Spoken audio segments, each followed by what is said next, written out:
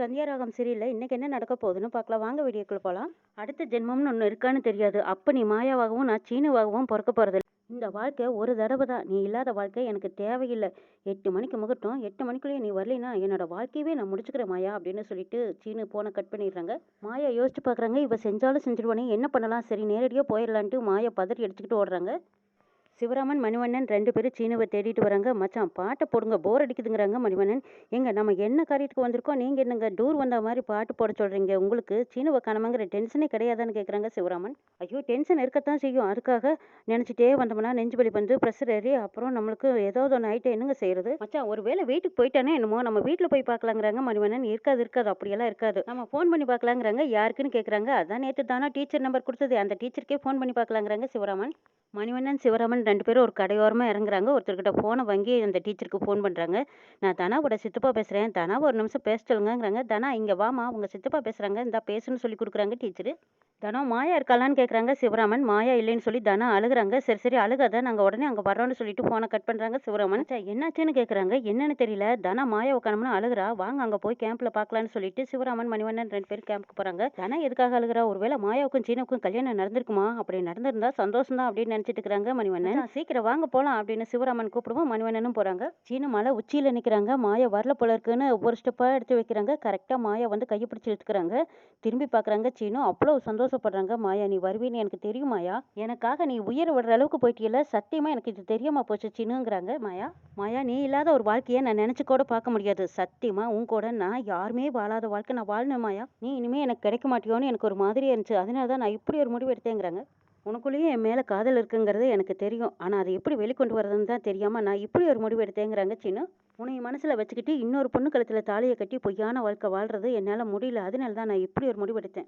இப்போ சொல்கிற மாயா, இந்த நிமிஷத்துலேருந்து நீ தான் என் பொண்டாட்டின்னு சொல்லி 2 பேரும் ஹட் பண்ணிக்கிறாங்க. சரி சீனு, நம்ம 2 பேரும் கல்யாணம் பண்ணிக்கலாங்கிறாங்க மாயா. நீ நிஜமாக தான் சொல்கிறியா மாயான்னு கேட்குறாங்க சீனு. ஆமாம், எனக்காக நீ எப்போ உயிரை கொடுக்க துணிஞ்சியோ அப்போவே நான் முடிவு பண்ணிட்டேங்கிறாங்க மாயா. என்னோட லைஃபே உன் கூட தான், எனக்கு கல்யாணம்னு ஒன்று நடந்தா அது உன் கூட மட்டும்தான் சீனு, எனக்கு தெரியும் மாயா, என்னை விட்டு உன்னால் பிரிஞ்சிருக்க முடியாது. இனிமேல் நம்ம 2 பேரும் சேர்ந்ததுக்கப்புறம் என்ன பிரச்சனை வந்தாலும் சரி அதெல்லாம் நான் பார்த்துக்கிறேன் வான்னு சொல்லி கூட்டிகிட்டு போகிறாங்க சீனு. சிவராமனும் மணிவண்ணனும் தனா இருக்கிற இடத்துக்கு போகிறாங்க. அங்கே போனதும் தனா இவங்களை பார்த்ததும் அழுக ஆரம்பிக்கிறாங்க. தனா என்னாச்சு, ஏன் அழுகிற, அழுகாமல் சொல்லு, என்ன நடந்ததுன்னு கேட்குறாங்க.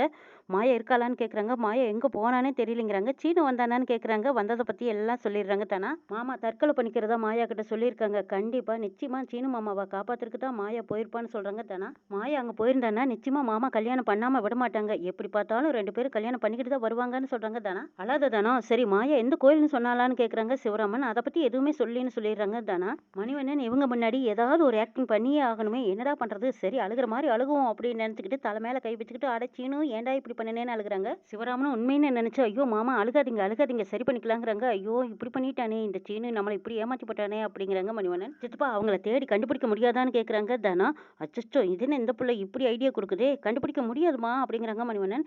மலைக்கோயில்னு சொன்னாங்க, எந்த மலைக்கோயில்னு தெரியலையேங்கிறாங்க. தானா அட கடவுளே, ஞாபகம் வந்து எப்படி சொல்கிறா பாரு, சிவராமன் வேற ஒரு வேளை போயிடுவானா, அதே மலைக்கோயிலுக்கு போயிட்டானா என்ன செய்யறது, நம்ம தான் அங்கே பார்த்துட்டு வந்தோமேனு மணிவண்ணன் நினச்சிட்டு, இல்லைம்மா இந்த ஊரில் தான் நிறைய மலைக்கோயில் இருக்குதுல்ல, எந்த மலைக்கோயில்னு கண்டுபிடிக்கிறது வரை இப்போ முகூர்த்த நேரம் ஆரம்பிச்சிருக்கு, நம்ம போகிறதுக்குள்ளேயே முகூர்த்த நேரம் முடிஞ்சிடுமே அப்படின்னு மறுபடியும் அழுகுறாங்க. உள்ளுக்குள்ளே சந்தோஷப்படுறாங்க மணிவண்ணன். சரி சரி இதுக்கு மளிகை நம்ம வீட்டில் சொல்லாமல் இருக்கிறது அவ்வளவு நல்லதில்ல, போய் அன்னிக்கிட்ட சொல்லிடலாம் வாங்க அப்படின்னு கூப்பிடுறாங்க சிவராமன். என்னோட பேக்கெல்லாம் அங்கே இருக்குது, நான் போய் எடுத்துகிட்டு வரேங்கிறாங்க. தனம் அதெல்லாம் டீச்சர்கிட்ட சொல்லி எடுத்துக்கலாம் வா தனம் போல வான்னு கூட்டிகிட்டு போகிறாங்க. அப்பாடா சீனி எப்படியோ கல்யாண வேலையை ஆரம்பிச்சிட்டான், கல்யாணம் முடிஞ்சுதான் வருவானா இருக்கும், சந்தோஷமா இருக்குது, நம்ம பையனாச்சே, அமெரிக்கா புள்ள தான் நம்ம வீட்டு மருமக, ரொம்ப ஜாலி சந்தோஷம்னு நினச்சிட்டு போகிறாங்க மணிவண்ணன். சீனு மாயாவை கோயிலுக்கு கூட்டிகிட்டு வந்து இந்த இது கல்யாண புடவை அந்த ரூம் இருக்குது போய் மாற்றிக்கிட்டு வாங்குறாங்க. மாயாவும் அந்த புடவையை வாங்கிட்டு சரி சீனு மாட்டிட்டு வரேன்ட்டு போகிறாங்க. சீனு பட்டு வச்சுட்டு பட்டு சட்டியில் ஐயருக்கு முன்னாடி வந்து உட்காந்துருக்காங்க. ஐயரும் ஓம்பல்ட்டிட்டு மந்திரமெல்லாம் சொல்லிட்டு இருக்காங்க. வீட்டில் எல்லாரும் பொண்ணு வீட்டுக்கு போகிறதுக்காக ராகு காலம் முடிஞ்சது. சிவா வந்துட்டானா இல்லையா எல்லாரும் போகலான்னு ரகுராம் வந்து ரெடியாகி நிற்கிறாங்க. ஜானகி, பத்மா, பார்வதி 3 பேரும் பதட்டமாகவே நிற்கிறாங்க. இன்னும் வரலைங்கன்னு ஜானகி சொல்கிறாங்க. என்னாச்சு, என்ன விளையாடிட்டு இருக்கிறாங்களா, இன்னும் கொஞ்சம் நேரத்தில் சாரு வீட்டுக்கு போகணும்னு இவங்களுக்கு தெரியுமா தெரியாதான்னு கேட்குறாங்க ரகுராம். அப்போ சீனுவை சேர்ந்து இன்னும் வரலையான்னு கேட்குறாங்க. இன்னும் வரலைன்னு யாருமே சொல்ல முடியாமல் அப்படியே தவிச்சு போய் நிற்கிறாங்க. ஏன் இப்படி பண்ணுறாங்க, கொஞ்சம் நேரத்தில் பொண்ணு வீட்டுக்கு போகணுங்கிறது இவங்களுக்கெல்லாம் தெரியாதா என்னங்கிறாங்க பாட்டி. பாட்டி டென்ஷன் ஆயிடுறாங்க. 3 பேர் ஏன் இப்படி அம்மிக்கல் மாதிரி நிற்கிறீங்க, 3 பேர் வாய் திறந்து ஏதாவது சொல்லுங்கன்னு கேட்குறாங்க. சம்மந்தி வீட்டில் எல்லாரும் நமக்காக காத்துட்டு இருக்கிறாங்க, நேரமாகி போனால் நம்மளை பற்றி என்னதான் நினைப்பாங்க, எங்கே தான் போனாங்க இவங்க 3 பேருன்னு கேட்குறாங்க ரகுராம். என்னாச்சு உங்கள் 3 பேருக்கும், கேட்டதுக்கு பதில் சொல்லாமல் இப்படி முடிச்சிட்டு இருக்கிறீங்க. எப்பா ரகு, இவங்க 3 பேரும் பேசாமல் நிற்கிறத பார்த்தா ஏதோ தப்பா இருக்குப்பாங்கிறாங்க பாட்டி. அப்போ வேற ஏதோ நடந்திருக்கு என்கிட்ட எல்லாருமா சேர்ந்து மறைக்கிறீங்கன்னு கேட்குறாங்க ரகுராம். அண்ணே அது வந்து அப்படின்னு பத்மா இழுக்குறாங்க. ஜானகி என்னாச்சு இப்போ என்கிட்ட சொல்ல போறியா இல்லையா? சிவாவும் மணிவண்ணனும் எங்க போனாங்கன்னு கேட்குறாங்க. 3 பேரும் எதுவும் பேசாம அமைதியா இருந்தா என்ன அர்த்தம்? என்ன ஏதாவது பிரச்சனையா? இல்ல யாருக்காவது ஏதாவது ஆச்சா? யாராவது வாய் திறந்து சொல்ல போறீங்களா இல்லையா? அப்படின்னு கேட்குறாங்க. ஏ பத்மா என்னடி அவன் கேட்டுட்டு இருக்கிறான், நீங்க பாட்டுக்கு எதுவும் பேசாம அப்படியே நின்னுட்டு இருந்தா என்னடி அர்த்தம்? பத்மா வாய் திறந்து சொல்ல போறியா இல்லையா? பேசாம அமைதியா நின்னுட்டு இருந்தா என்னடி அர்த்தம்? ஜானகி நீயாவது சொல்லு. சிவா மாப்பிள்ள சீனு 3 பேரும் எங்க போனாங்க? சொல்ல போறியா இல்லையான்னு கேட்குறாங்க பாட்டி. அவங்க வந்துருவாங்கங்கிறாங்க ஜானகி. இதையே தான் நேத்துல இருந்து சொல்றீங்க, இப்போ எங்க தான் போயிருக்காங்கன்னு சொல்லுங்கன்னு கேட்குறாங்க பாட்டி. 3 பேரும் அமைதியாவே நின்னுட்டு இருக்காங்க. இங்க சிவராமன் மணிவண்ணன் ஒரு கடை பக்கமா வந்துட்டாங்க. ஏன் மச்சான் இங்க வண்டியை நிறுத்துறீங்கன்னு கேட்குறாங்க மணிவண்ணன். நம்ம வீட்டுக்கு தகவல் சொல்லிடலாம், அண்ணிக்கிட்ட கூப்பிட்டு சொல்லிடலாம், இல்லைன்னா விசேஷ வீட்டுக்கு போயிட்டாங்கன்னா பிரச்சனை பெருசாயிடும். அண்ணன் வேற இப்போ என்ன நினைச்சிட்டு இருக்கிறாருன்னு தெரியலன்னு சொல்லிட்டு சிவராமன் ஃபோன் பண்றாங்க. வீட்டில் ஒரே கலவரமா எங்க போனாங்க எங்க போனாங்கன்னு கேட்டுட்டே இருக்கிறாங்க. எங்க போனாங்கன்னு யாரும் சொல்ல முடியாம தவிச்சு நிக்கிறாங்க ஜானகி, பத்மா, பார்வதி 3 பேரும். சிவராமன் பக்கத்துல இருந்த ஒருத்தர்கிட்ட போனை வாங்கி வீட்டுக்கு போன் அடிக்கிறாங்க. பார்வதி ஓடி வந்து அவரா தான் இருக்கும் அப்படின்னு சொல்லி போனை எடுக்கிறாங்க. எங்க போனீங்க, எங்க இருக்கீங்க, என்ன பண்றீங்கன்னு கேட்குறாங்க பார்வதி. நம்ம சீனு உங்க கூட தானே இருக்கான்னு கேட்குறாங்க பார்வதி. ஐயோ பார்வதி அதுதான் இல்லை, எல்லாம் தலைக்கு மேலே போயிடுச்சு. கேம்ப்ல நடந்த விஷயங்கள் அத்தனையும் தனா என்னெல்லாம் சொன்னாங்களோ அதை பூரா சிவராமன் பார்வதி கிட்ட சொல்லிடுறாங்க. இப்போ சீனுவும் மாயாவும் கல்யாணம் பண்ணிக்க போயிட்டாங்கன்னு சிவராமன் சொன்னதும் பார்வதி அப்படியே தலை மேலே கை வச்சு இடி விழுந்த மாதிரி கொண்டிருக்காங்க. பார்வதி என்னாச்சு சொல்லுன்னு கேட்குறாங்க.